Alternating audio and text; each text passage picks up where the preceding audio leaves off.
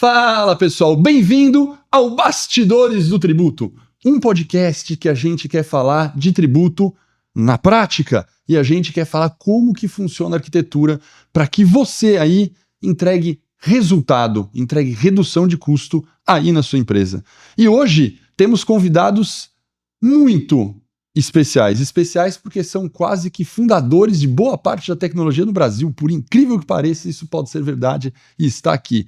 Jander, muito bem-vindo, um prazer enorme ter aqui, depois você vai contar a sua história com mais carinho, mas para quem não te conhece, resumidamente, fundador da MasterSaf, a clássica MasterSaf, depois da TaxWeb e agora na Omnitex.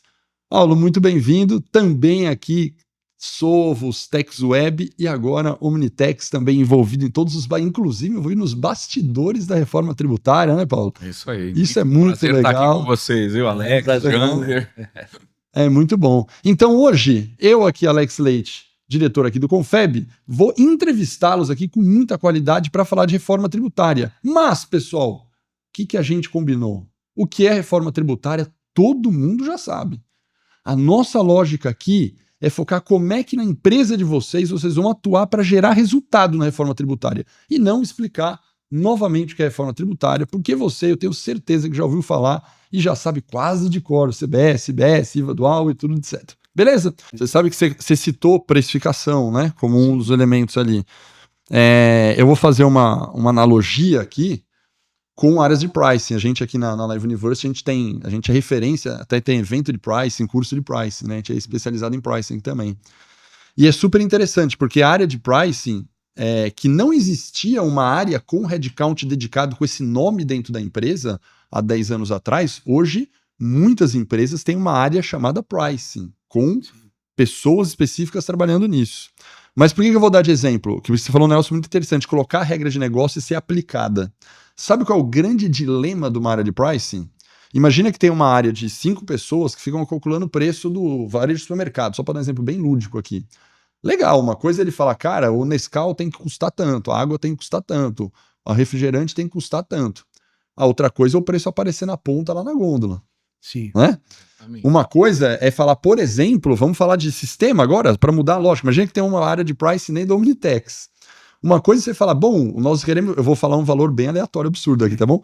Nós queremos vender a 10 mil reais por mês, um valor bem aleatório. Não, dessa vez a gente vai aumentar, vai para 12. Na hora que você fala isso para o vendedor, que está na ponta com o cliente, ele fala, não, eu não vou dar essa apertada. Porque o vendedor quer falar, não, vou para 10, porque eu fiz a proposta, né? E acaba não o pensamento de alguns não se reflete no preço na ponta que está sendo vendido. Então, qual que é o grande dilema da área de price? É você calcular isso aqui e não conseguir com que, por exemplo, a área comercial venda no preço que você propôs. E você tem que fazer ajuste toda hora, de acordo com o mercado, concorrência, margem. De novo, é muita alteração para o vendedor aprender. Sim. Toda hora ele tem que aprender um preço novo, o cara fica louco, o cara não segue tabela, o gestor não consegue controlar.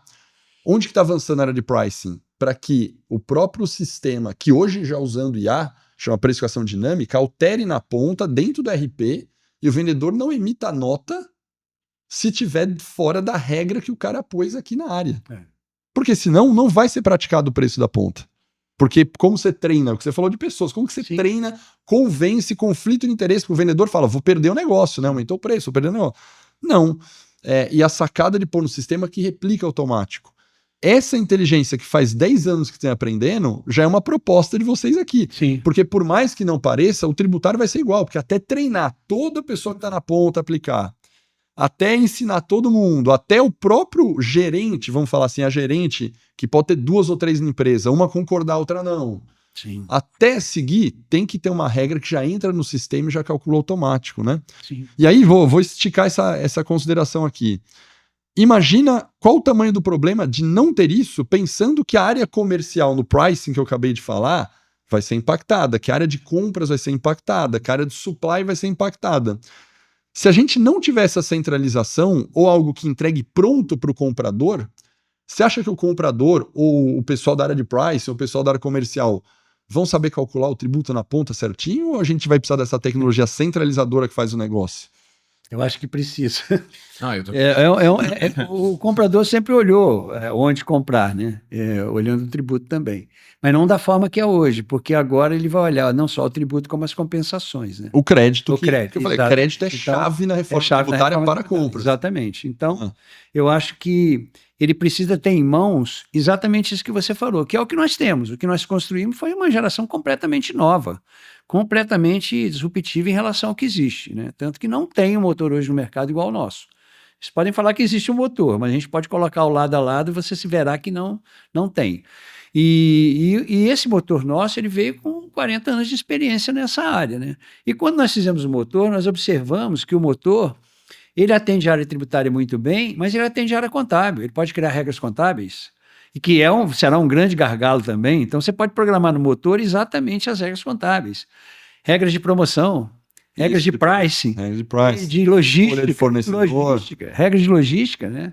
Então, o motor, o fato de ele ser agnóstico, ele traz um benefício gigantesco para a empresa, né? E ele ser totalmente ali, ele fica à parte ali. Você pode ter os seus RPs do jeito que você quiser, o seu custo de mudança vai ser muito menor do que se você tiver que mudar o legado. Agora, uma pergunta bem prática aqui. A proposta na Omnitex, ou de agora ou já num futuro próximo, é colocar alguma... Eu vou exagerar aqui, né? Só para ficar bem tangível, colocar uma tela, né?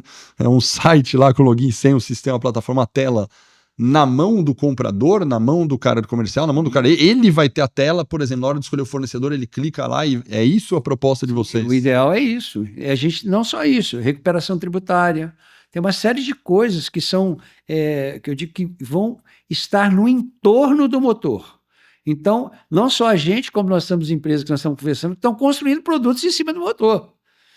Quero fazer recuperação tributária. Como é que eu faço? Ele simplesmente coloca as regras aqui, pega a nota fiscal e recalcula aquilo tudo novamente e faz uma recuperação tributária. Porque o motor é um back-office. É um back-office. Importante. Mas eu digo, vai ter uma tela na mão do comprador? Essa já pergunta. tem. Uma coisa que eu queria trazer aqui, o Jander vai conseguir explicar e você vai entender. A gente acredita muito no ecossistema, né? Na complementariedade de competências. Então a gente desenvolveu a tecnologia. Como essa tecnologia vai ser utilizada, Alex, depende do ecossistema. Por exemplo, nós temos esse motor dentro de um celular para os compradores, fazendo um motor de compras. Um motor de compras que ajuda o comprador a decidir se eu compro do fornecedor A, B, C ou D. A gente tem essa tecnologia para fazer uma análise de impacto na DRE. Então a gente fala muito hoje, qual o impacto da reforma tributária na minha empresa, né? Então a gente é uma calculadora de impacto de reforma tributária. Tem escritórios de advocacia tributaristas que estão utilizando nosso motor para prestar esse serviço. Perfeito. O Jander, desde a fundamentação lá da MasterSAF, sempre acreditou na força do ecossistema, né, Jander? Então esses exemplos, a gente está vendo o motor ser utilizado para N diferentes tarefas, porque ele é um motor de decisão. É uma plataforma de decisão. Você tem um conhecimento único, Alex, a gente consegue transformar ele numa regra de decisão. E aí as diversas áreas da empresa têm um uso distinto. Então quando a gente fala de alimentar ERP, SAP, S4HANA, Oracle, Senior, TOTOS, isso é um motor de cálculo tributário, mas a gente também está conversando com escritórios de advocacia, escritórios de contabilidade, até mesmo escritórios jurídicos, porque o uso do motor, ele vai ser, a gente começou com um sonho grande, mas a gente está vendo que hoje a gente tem mais de 5.560 clientes rodando esse motor e os usos são diversos, é um apoio a um sistema de decisão.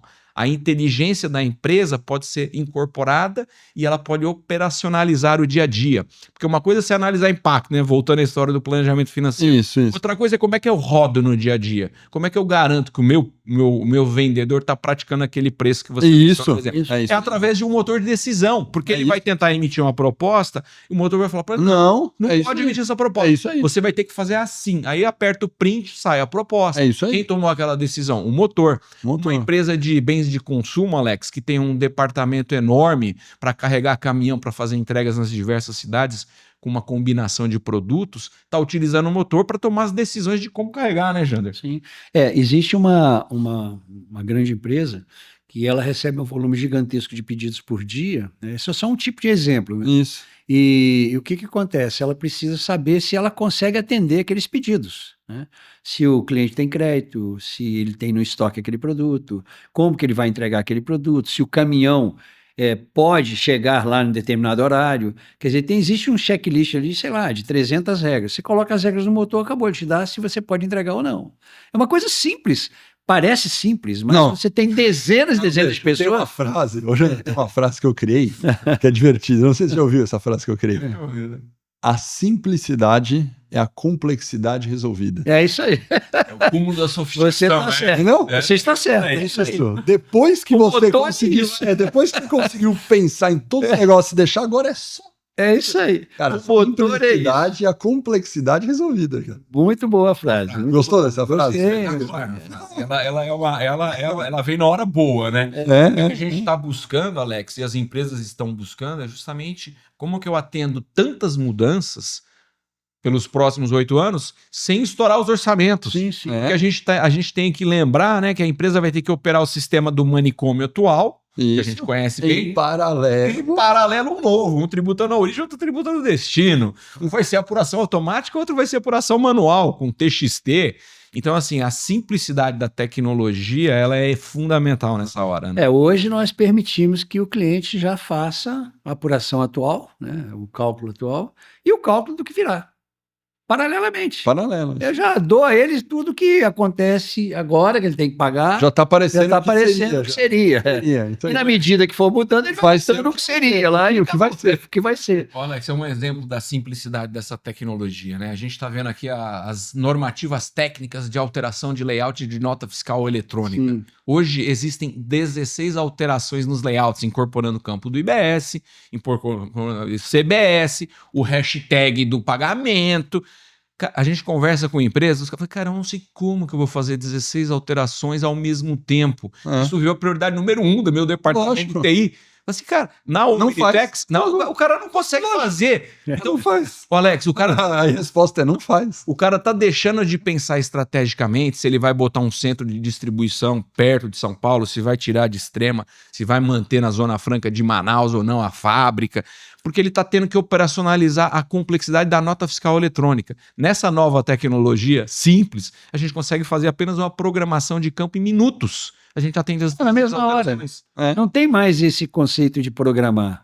Você chega lá, muda a regra do jogo. A regra acabou. E está resolvido naquele momento. Lógico, te fazer uma pergunta interessante aqui, bem básica, eu acho, mas vai que dá um medo em alguns, né? Tem uma lógica também nessa mudança da regra do jogo de só alguns podem fazer, outros não, né? A gente tem uma... Acredito que tem um compliance, sim, se deixar, claro, né? O nosso assunto é compliance, né? A garantia conformidade. Porque por mais simples que seja, você não vai poder abrir para todo mundo trocar a regra. Não, lógico. Então, existe todo um tracking, né? De tudo que é feito, óbvio. Sabe quem é feito, quem pode fazer, quem não pode.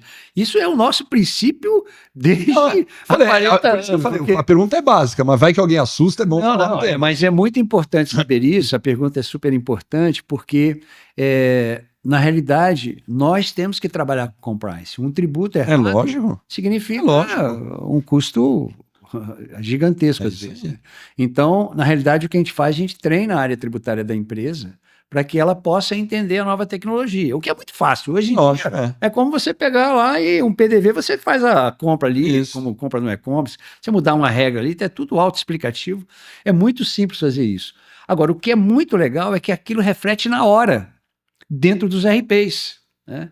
E eu vejo que grandes empresas têm mais de um RP. Tem um RP para isso, outro para aquilo. E isso é um grande problema tributário hoje, né? Então, isso é outra coisa que a gente resolve. Gestão de usuários, né? Perfis de acesso. Isso. Essa forma, ela foi feita, ela tem toda essa complexidade transformada em simplicidade, né? Então, uma das características que o Jander colocou, a gente tem rastreabilidade de qualquer coisa. Você piscou na frente da plataforma, Paulo piscou na frente da plataforma, Paulo alterou uma regra, Paulo pediu para a Cefaz do Rio Grande do Sul emitir uma nota, a Cefaz do Ceará emitiu uma nota, Cefaz demorou 200 milissegundos para responder. Nós construímos o XML para a emissão da nota. É um track record forte ali. Rastreabilidade todas as interações na plataforma geram um código único, uma chave única de controle. Isso é fundamental na arquitetura para hoje e para amanhã. Por quê, Alex? Quando a gente pensa no sistema de apuração de conta corrente de créditos e débitos tributários, vai haver a vinculação da nota fiscal eletrônica com o evento do pagamento. Isso. Sabe que cada meio de pagamento tem uma chave diferente, né? Sim. Então o Pix tem uma chave eletrônica, o boleto tem uma chave manual, o dinheiro não tem chave nenhuma, o cartão de crédito tem outra chave. Então, assim, todos os eventos são rastreáveis através de chave únicas. Se o cara vai pagar em 10 vezes, a gente consegue, através dessa API, montar um webhook para ver se aquele pagamento aconteceu para poder creditar. Então você tem direito ao crédito. Então o que o Serpro está construindo, Alex, é justamente esse sistema de apuração quando o cara pagou para entrar o crédito. Mas então a nossa plataforma, através dessas características de segurança, conformidade, rastreabilidade e log para tudo, a gente vai conseguir rastrear o dinheiro e o pagamento e o crédito devido. Perfeito. O jogo vai ser: se credite o máximo possível, compre de empresas que te dê o maior crédito, vincular isso com o ato do pagamento e a emissão nota fiscal. Então essa rastreabilidade na plataforma, ela já prepara para esse futuro de 2032, 2033, porque nós vamos conseguir auditar tudo que está sendo dito. Primeiro nós vamos centralizar o hub, como vocês bem descreveram. Nós vamos centralizar todos os documentos recebidos e emitidos também. E aí a gente vai conseguir produzir. Esse é o tamanho do seu crédito, essas foram as notas recebidas, esses foram os erros tributários cometidos pelo seu fornecedor. O CFP está certo, está errado, o CST está certo ou está errado, o IBS, o CBS está certo ou está errado, porque a gente quer evitar a exposição à malha fiscal também. Perfeito. Se o cara usar um motor de cálculo e de emissão e de recepção, ele vai evitar a malha fiscal, ele vai evitar o contencioso tributário. Então essa é uma prevenção. Esse sistema, ele previne erros, porque ele centraliza as decisões e o gestor de conteúdo da empresa é o cara. Agora, eu vou entrar numa parte polêmica aqui, quase no finalzinho aqui, mas vou entrar numa parte polêmica. Pelo que eu estou entendendo que vocês estão falando, essa tecnologia, né, esse motor com essa centralização, com essa inteligência aqui dentro, essa facilidade de uso, ela vai fazer com que substitua o ser humano em coisas mais operacionais e micro decisões que hoje estão espalhadas e que potencialize o ser humano, que você está chamando de gestor de conteúdo, que é o cara. Então, se eu afirmar uma frase genérica vai substituir o ser humano, tá errada, porque ela tá genérica. Eu estou especificando aqui, essa é a minha pergunta polêmica. Sim. Ela vai potencializar o estrategista que vai mexer como gestor de conteúdo ali, porque esse cara vai ter que pensar para ver qual regra ele coloca ou não, mas em compensação vai tirar um poder decisório e vai tornar o negócio automático para muita gente que hoje tem esse poder de micro decisões pequenininhas e faz muita coisa no dia a dia. É isso, né? Em termos, né? Porque hoje, o que está acontecendo? Todo mundo fala assim, ó, a IA vai substituir os empregos, né? Na realidade, não é bem assim, né? A IA não funciona sem um prompt. O que nós vamos fazer é aumentar a capacidade do pessoal da área tributária para se adequar a esse novo cenário. Porque, veja bem, se ele antes cuidava só da parte tributária, olha, eu faço um servicinho aqui para colocar isso, agora ele vai pensar no split payment, vai pensar onde que atua outras... O cenário dele ampliou. É óbvio que o trabalho, assim, vamos dizer, braçal, ele tende a... Não, cada vez vai extinguir mais. Vai se extinguir, aí não tem outro jeito.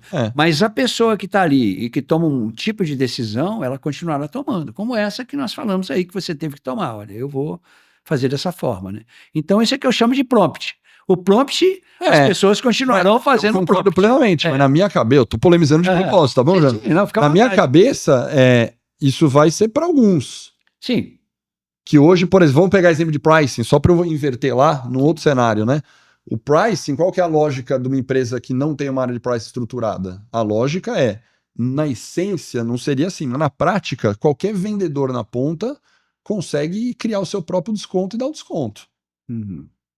Entendeu? Imagina que vocês têm um time de 10 vendedores, se isso não está centralizado, cara, qualquer um dos vendedores, mas eu criei uma tabela de desconto de preço progressivo, pus no Excel. Legal, o cara pode ter escolhido lá e ele viu que ia perder o cliente e deu um desconto acima da tabela. Vai tomar bronca do chefe? Vai. Ou não vai, porque fez a venda. mas a decisão ficou na mão de 10 vendedores. Quando a gente vai ter essa parametrização, vou inventar aqui. Sim. A decisão está na mão do gerente. O gerente customizou, o vendedor não tem o que fazer mais.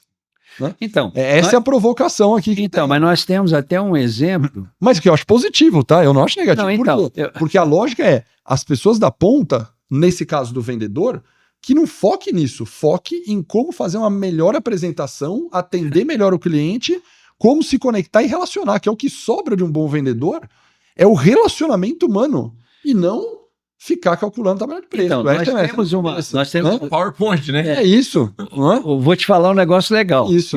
Exatamente esse ponto seu. Nós temos uma tecnologia que ela faz exatamente ao contrário. Eu não imponho ao vendedor, eu digo a ele o que ele deve fazer. No sentido assim, olha, para esse tipo de cliente, você deveria oferecer uma camiseta preta, porque ele gosta de camiseta preta. E não oferecer uma camiseta rosa. Porque essa inteligência já está trabalhando a favor dele. Então, se eu consigo ajudá-lo a vender, o motor está fazendo o trabalho dele. Sim. Entendeu? Não é só impedir. Lógico. É ajudá-lo a vender. Então, você pode fazer assim, se você tem conhecimento e coloca no motor as regras de como você deseja, você vai maximizar a venda dele. Eu entendo. Eu vou polemizar. Eu gosto de polemizar para pensar, para as empresas, porque, de novo, a decisão não está, na minha cabeça, não está na Omnitex. Sim. Você dá a plataforma, como que eu vou usar, se eu vou pegar o preço ou não, tá por mim. Mas eu vou dar uma dica não para o Omnitex, vou dar dica para a empresa agora. Isso aqui tem um episódio gravado no Livecast que eu gravei, eu tô dando um exemplo, só que eu conheço vários, tá bom? Que fique claro que não é um, eu conheço vários exemplos. Eu conheço um da Cinemark e agora eu vou falar um do Burger King, mas eu conheço vários exemplos. Burger King hoje, isso tá gravado no podcast, tá? É público. Burger King hoje tem aqueles totens, sabe? Que você compra pelo totem. Sim. O upsell, ou seja, vender mais para a mesma pessoa, ou seja, aumento de ticket médio, se eu ia no Burger King, passava pelo caixa humano e gastava, um exemplo, R$40, o totem, tô inventando que eu não lembro o valor exato, aumentou para R$55 o ticket médio do Burger King. Sim. Você fala, mas puxa, mas o caixa do Burger King não estava treinado? Tava. O caixa não tinha o script do que ele tinha que oferecer? Você, além disso, não quer uma sobremesa? Uhum. Ele oferecia. Sim. Quando mudou para a decisão digital do totem, inclusive com a experiência visual, na hora que ele põe no carrinho, o cara te recomenda, ele recomenda na hora, aumentou o ticket médio em relação ao ser humano ser recomendado a fazer algo. Porque no fim, o ser humano tem um conflito de interesse. Entendeu? De, pô, será que ele tá animado? Não tá? Vai perder? Tá de saco cheio? Tá motivado, né? Tá num bom dia ou não? Cara, ele não tem um momento exato. Então, eu conheço, por exemplo, de call center, venda de crédito seguro, venda de empréstimo, né? Venda de crédito seguro, que pôs inteligência artificial também para recomendar, e outra já saindo a proposta automática. Quando pôs a proposta automática, aumentou a venda de seguro e de crédito. E quem que montou essa proposta automática? Foi uma pessoa, né? Foi uma pessoa com conhecimento. Usou inteligência, parará. Mas eu acho que depois daquele conhecimento sistematizou. O caminho vai ser esse. Então, você está falando novamente numa coisa que nós já tocamos aqui, que é a omnicanalidade. Isso, o totem é um dos canais de venda, tá? Isso aí. Só que tem um outro ponto fundamental nessa brincadeira, que é a mobilidade. Nós não falamos da mobilidade. O que é a mobilidade? Eu poderia estar aqui com um PDV na mão, que a gente tem isso também, e faço uma venda de uma camiseta para você aqui agora e emito a nota fiscal aqui agora e te dou a nota fiscal. O que significa? Aquele vendedor de loja, que ele está lá na ponta, que ele fica fixo ali, ele pode pegar o PDV e levar para casa. Ele vender no fim de semana. Ele virou uma loja móvel. É isso. Então, olha bem, nós estaremos remunerando essa pessoa não só durante o período que ele está trabalhando dentro da loja, apurado, digamos assim. Pelo total apurado. É isso aí. Então, você veja bem que o cenário, muitas vezes parece que você substitui, mas na realidade você amplia. Não, eu não tenho dúvida que é benefício. Né? Mas olha bem, você precisa saber usar a tecnologia correta. É isso. E é isso que a gente está propondo para as empresas. Isso. Você, usando a tecnologia correta, você vai conseguir aumentar suas vendas. E você vai aumentar com as pessoas que estão lá. Você não vai aumentar o seu custo. Ao contrário, você fazer que aquela pessoa seja mais proativa e faça vendas em outros lugares que ela não faz hoje. Eu palestro bastante sobre o profissional do futuro e sobre essa questão, né, de conflito, né? E eu também criei uma frase. Eu gosto de criar frase. Uma frase é legal. Né? Eu criei a da simplicidade. Eu criei uma outra frase que é: quando eu tô falando desse dilema homem-máquina, né? Eu falo, você não vai ser substituído por uma tecnologia, e sim por um outro ser humano que usa a tecnologia. É isso aí. Mas você tá Essa é a frase que eu criei. Então, e o nosso objetivo entendeu? é formar esse novo ser humano que usa a tecnologia. É isso. Esse é o nosso Se objetivo. o vendedor do PDV souber usar, ele vai vender de final de semana. Exatamente. Ele usando a tecnologia, ele vai potencializar. Ele não vai ser substituído. Substituído vai ser aquele que, quando comparado, esse exemplo que você pegou do PDV, vai ter um aqui que não está usando. Aí ele vende menos. O outro que está usando vende mais. Sim. Na hora que o gestor olhar para os dois, ele fala, eu quero mais esse aqui que vende mais. Esse aqui eu demito. Aí ele fala, fui demitido porque o robô me substituiu? Não. Não. É porque esse aqui tá vendendo mais que você. Por quê? Porque ele usa a tecnologia e você não. Esse é meu cálculo, entendeu? Então, você matou a charada. Então, eu não vejo como a tecnologia substitui. Eu acho que ela amplia. Agora, obviamente, tudo na vida depende da iniciativa do ser humano, né? Não, Eu sou um cara proativo, não sou... Cara, é uma questão uso de tecnologia e reaprender novas funções. Exatamente. Pô, se não fizer isso, vai ter problema. Nós já estamos fazendo isso. A gente, nos sistemas de omnicanalidade, nós estamos permitindo que o cliente venda de todas as formas. Isso só está fazendo o quê? Ampliando o parque de venda deles e não diminuindo, né? Então, é esse o objetivo do motor. Essa resposta para você, Alex, pensando no universo tributário, né? O profissional tributário, você vive essa transformação aqui na Live Universe, ele está deixando de ser um cara 90% operacional, 10% estratégico, para alguma coisa muito mais estratégica e menos operacional.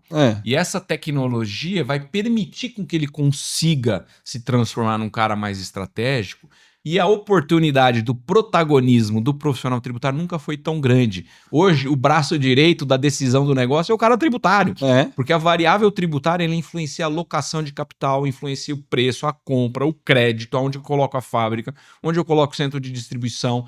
Qual briga que vale a pena eu comprar dentro das entidades governamentais, municipais, estaduais e federais? Eu consigo fazer uma projeção de impacto na DRE da empresa. Ou seja, o cara que morder essa oportunidade vai evoluir como profissional do futuro. Aquele cara que fica acomodado fazendo o operacional de sempre, vai lá definhando e a tecnologia vai substituir ele. Agora, a gente enxerga uma oportunidade gigantesca para esses profissionais, e todos nós, inclusive, nos reinventarmos em direção a agregar valor para o negócio. Isso. Diminuir risco, aumentar a valorização da empresa através da otimização, né, tributária ou de regras de negócios, que vem da próprio conhecimento da empresa. Então, isso é uma grande oportunidade e a gente vê essa evolução na função do tributarista, até mesmo do contador, Alex. É isso aí. Se você pensar os contadores que antes ficavam preenchendo DAS de recolhimento de Simples Nacional, o cara agora vai ter que prestar um serviço diferente. Vale a pena eu ficar no Simples Nacional? O fornecedor vai ter que pensar. Vale a pena? Quanto que eu vou gastar se eu for pro lucro presumido? É isso aí. Cara, lucro real. Vou ter que começar a gerir o que entra crédito, mas eu não sei fazer crédito débito tributário, eu sou do Simples Nacional. Então, assim, essa profissionalização é uma oportunidade para que os profissionais e as empresas se destaquem num período de mudanças constantes. Afinal de contas, eu não inventei essa frase, mas Charles Darwin diria, né?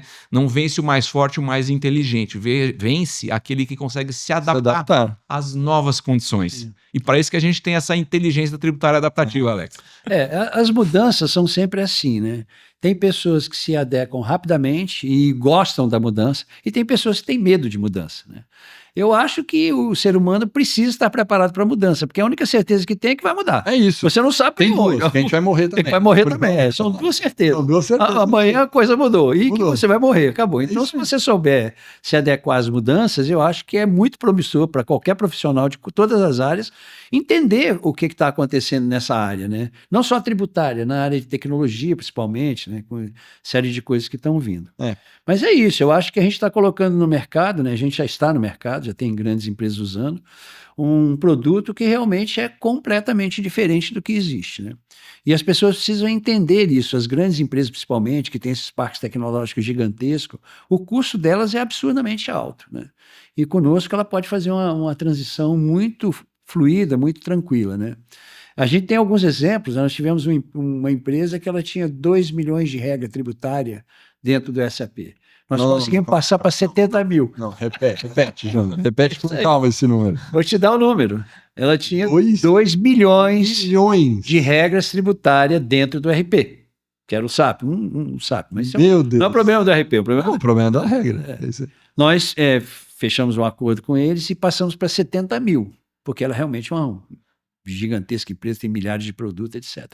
Mas você veja bem, você bate numa base de 2 milhões para fazer um cálculo, e esse tempo reflete lá na ponta, no caixa. Não, reflete. Porque demora, você fica na fila esperando lá 1 minuto para a nota fiscal sair, né? A gente emite uma nota em milissegundos.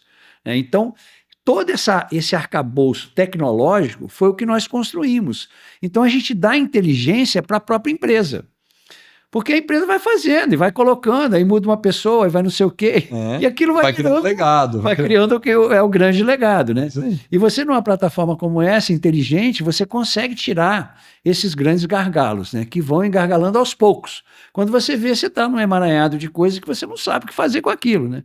Nós conseguimos tirar esse emaranhado de dentro dos ERPs, né? E fazer com que eles fiquem mais fáceis, né? De serem utilizados, né? Bom, é isso. E para fechar, a última pergunta é o seguinte: a gente falou de reforma tributária, vai ter 2 sistemas em paralelo. A pergunta é: ainda vejo muita empresa que está falando o seguinte, olha, como ainda não está tudo 100% certo da reforma tributária, eu ainda não vou começar a fazer as coisas, vou esperar um pouco, quando tiver mais consistente, firme com a data exata, eu começo a trabalhar. A pergunta para vocês é: você acha que esse pensamento tá certo? Ou as empresas deveriam pegar uma Omnitex aqui com esse motor de cálculo e falar, não, eu preciso colocar agora?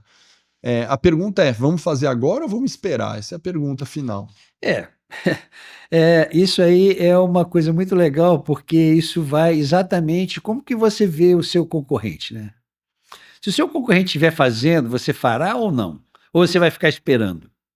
Eu acho que o custo de você fazer agora será muito menor que o custo de você, na frente, ter que fazer correndo, sem um planejamento, né? O que a gente se propõe é ir junto com a empresa nessa reforma. Então, se ela conseguir colocar o motor agora, ela vai acompanhar tudo isso de uma maneira bem tranquila. No entanto, se chegar daqui a 5 anos, agora que eu vou fazer, aí ele vai ter que conviver com todos esses problemas que nós falamos aqui agora. Como é que ele vai se adaptar naquela hora, né? Eu acho que o custo será muito maior. Não tenho dúvida disso. O custo do profissional tributário, Alex, já é uma realidade, né? Sim. Hoje a gente já começa a viver uma escassez do profissional tributário competente. Então, assim, deixar para frente vai custar mais caro. E tem um outro risco, o risco de sobrevivência.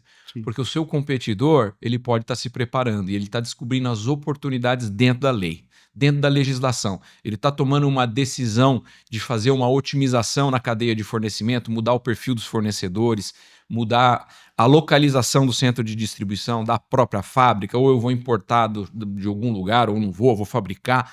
Ou seja, o mercado é muito dinâmico, né? Temos aí 21 milhões de empresas, né, Alex? Qual a taxa de mortalidade dessas empresas? Varia, né? A grande empresa é de 5% a 8% no prazo de 5 anos. Você pega uma pequena e média de 39%. Então, a gente acha que o momento é agora. Se sair na frente e correr mais que o amiguinho, né? A história do leão tá correndo atrás de você ali, né? Você tem que correr mais que o seu amiguinho, esse é o objetivo. Então o mercado é altamente competitivo. Sim. As empresas que saírem na frente no entendimento da lei e conseguirem utilizar a lei a seu favor para agregar maior valor para o negócio, é o que vai sobreviver. E com o benefício de estar eliminando um risco operacional, porque a partir de 1º de janeiro de 2026 a nota fiscal não sai mais, Alex. Tá muito próximo, tá muito próximo. E se você não tiver um tax hub dessa forma, você vai ficar em maus lençóis, principalmente se você tiver sistemas diferentes, múltiplos sistemas. Como é que você vai resolver isso, né? Você vai resolver em múltiplos sistemas? É um problema sério. Para mim, você falou a palavra que eu tenho falado em palestra. Para mim, competitividade e sustentabilidade é a palavra-chave. Ela é meio genérica, vocês já deram bons argumentos aqui, eu vou dar alguns a mais. Tem coisa que o prazo já está contando, e eu vou dar alguns exemplos. A gente falou de área de compras. Hoje, a área de compras pega algumas categorias de compras de fornecedores que têm contratos de longo prazo. Quando eu digo longo prazo, tem uns de 5 anos, tem uns de 1 ano, de 2. Mas veja, se você está fechando um contrato agora em maio, de 1 aninho que seja, fechou com o contrato errado, com o tributo errado, a alíquota errado, regime tributário errado do fornecedor, até maio do ano que vem, você vai perder 4 meses aí de dinheiro. As pessoas não estão fazendo essa conta ainda. Você fechou o contrato. Ah, mas o que pode ter nesse contrato? Que mudou a alíquota, eu não vou ter? Pode, mas pode ser que você tenha comprado um fornecedor no Simples. Seria mais barato. E você poderia ter comprado já no lucro presumido. Sim. E aí você vai ter que ficar 4 meses sem tomar crédito lá na frente. 4 não, 5, né? Pra gente pegar maio ali, 5 meses. Então, metade do período do seu contrato, você vai tomar uma multa de pênalti de perder crédito. Metade do teu contrato. E essa decisão está sendo tomada hoje. Você está assinando um contrato hoje de 1 ano. Isso se não for um contrato de 2 anos, 3 anos. 5, A troca de fornecedor, para continuar nesse exemplo, a troca de fornecedor. Em quanto tempo você troca um fornecedor? Em 10 dias, 5 dias? Já o cara. Você vai ter que fazer um processo de cotação, de bid, homologar. Até você fazer isso, se você não começar hoje a pensar em trocar o fornecedor, você vai estar com o fornecedor, você vai demorar mais. E a competitividade vai diminuindo, então a margem vai queimando. Se você pega um centro de distribuição, você vai abrir um CD agora, opa, peraí, seu CD, quanto tempo de dar ROI no CD? Quanto tempo você calcula que vai dar ROI? Então a decisão também já está agora em cima disso. Então tem coisa que a galera não está fazendo a conta ainda, né? Já começou, na verdade, né? Por mais que o prazo e a chave não tenha virado, isso já começou, você tem que fazer agora. E para fechar o meu argumento aqui, essa questão da tecnologia em si, a experiência de usar um Omnitex e aprender, porque a empresa vai ter que aprender a usar. Lembra que vocês falaram, tem um gestor de conteúdo, Isso tem, não adianta a gente ser irreal aqui, de falar, não, implementou, com um mês vai estar rodando em alta performance, vai acontecer? Uhum. Não. As pessoas precisam ser treinadas. Cara, para isso acontecer, você vai precisar, para ter uma força de uso ali, meses e meses para todo mundo falar, agora tá voando, as pessoas estão treinadas, já tá sabendo usar. Se você for fazer lá na frente, você perdeu 6 meses, 1 ano ali de mau uso da plataforma. Sim. Então tem que começar antes. Ô Alex, tem um ponto para você que gosta de fazer as frases, tem um ponto que eu acho importante você de repente bolar uma frase aí legal. Se você observar o mercado de um modo geral, eu não estou falando somente do e-commerce. O mundo está indo todo para, como se diz assim, real time.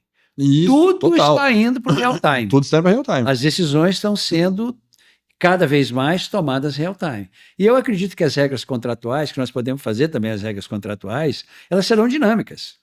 E precisam ser dinâmicas. Porque o mundo é exatamente isso que está acontecendo. O governo, ele quer que você emita uma nota e ele arrecade. É isso aí. Ele vai fazer o gross-up lá da nota na hora que você... E o cara pagou. Já vai ser... Exatamente. Vai ser aquele plim-plim-pum.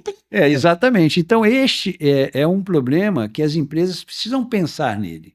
Como que eu me adequo a exatamente esse mundo real-time? Porque o mundo está se transformando em isso. A nuvem, a cloud, ele é um dos fatores. Mas, na realidade, todos os processos serão muito dinâmicos. É isso. Você vê que os agentes de inteligência artificial já estão fazendo uma série de coisas automáticas, né? Então, você precisa se adequar a isso. Aí você pega um legado lá gigantesco, tá aquela carroça que vai, não vai, esse cara tem que sofrer. Porque ele tem que tomar a decisão mais rápido que o outro, inclusive, que está mais moderno do que ele. Né? Então, quando você fala assim, que momento que eu tomo a decisão, eu acho que tem que ser ontem. É isso. Não é amanhã, ele tem que ser ontem. Ele já deveria ter tomado a decisão. É o que eu acho. Então, é isso. Mas é isso. Não é uma frase, né? Se pegar a palavra em inglês, né? Que os ingleses ficam mais chique, né?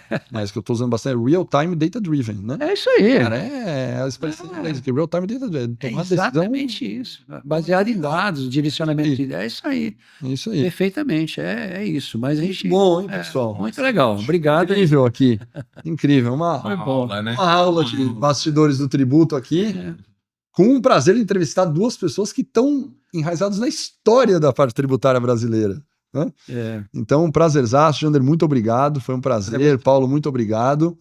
E acho que o recado final fica nessa frase final, mais do que a gente já deu, né? Comece o mais rápido possível, usando a tecnologia a seu favor, porque essa tecnologia, com alto uso mais rápido possível, é que vai dar uma baita competitividade, um baita resultado para a tua empresa. Se ficar parado, vai perder competitividade, não vai conseguir custo, vai perder resultado. É isso aí. Muito bom. Muito obrigado. Muito obrigado. Nós que agradecemos. Pessoal, se vocês curtiram aqui o nosso Bastidores do Tributo, compartilhem para que outras pessoas possam ser impactadas com isso. E a gente fica por aqui. Um abraço e até o próximo episódio. Abraço.